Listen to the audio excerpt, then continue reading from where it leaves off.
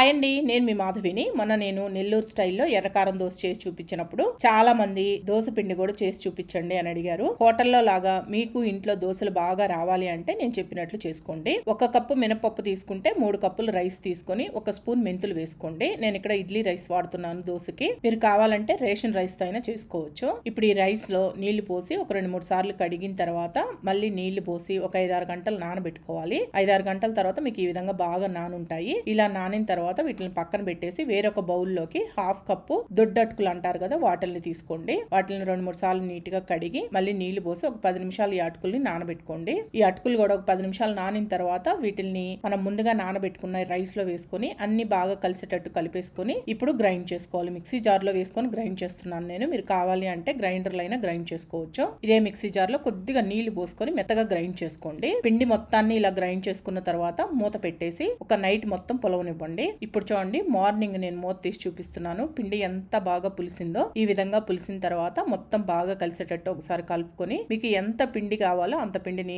వేరొక బౌల్లోకి తీసుకోండి. మిగతాది మూత పెట్టేసి ఫ్రిడ్జ్ లో పెట్టుకోండి. తర్వాత యూస్ చేసుకోవచ్చు. నేను ఒక 10 దోశలకు సరిపడా పిండిని తీసాను. ఈ పిండిలో రుచికి సరిపడా సాల్ట్, 1 స్పూన్ చక్కెర, 1 స్పూన్ మైదా వేసి కలుపుకుంటున్నాను. ఈ చక్కెర మైదా వేయడం వల్ల మీకు హోటల్లో లాగా దోశలు క్రిస్పీగా మంచి కలర్ లో వస్తాయన్నమాట. మీరు కావాలి అంటే 1 స్పూన్ శనగపిండిని కూడా వేసుకోవచ్చు. నేను శనగపిండి వేయలేదు. చూడండి, అన్ని వేసి కలిపిన తర్వాత నేను దోశను వేస్తున్నాను. పెనం బాగా వేడెక్కనిచ్చి దోశ వేసుకొని కొద్దిగా ఆయిల్ కూడా వేసి బాగా ఒక సైడ్ కాలనిచ్చి తీసేసేయండి. చూడండి ఎంత క్రిస్పీగా వచ్చాయో. సేమ్ కారం దోశ కూడా అంతే అండి. దోశ వేసిన తర్వాత కారం అప్లై చేసి కొద్దిగా నెయ్యి వేసుకుని టేస్ట్ బాగుంటుంది. చూడండి, 2 దోశలు ఎంత క్రిస్పీగా మీకు హోటల్లో ఎలా అయితే ఉంటాయో అదే విధంగా వస్తాయి. దోశ బ్యాటర్ ని ఇలా ప్రిపేర్ చేసుకోండి.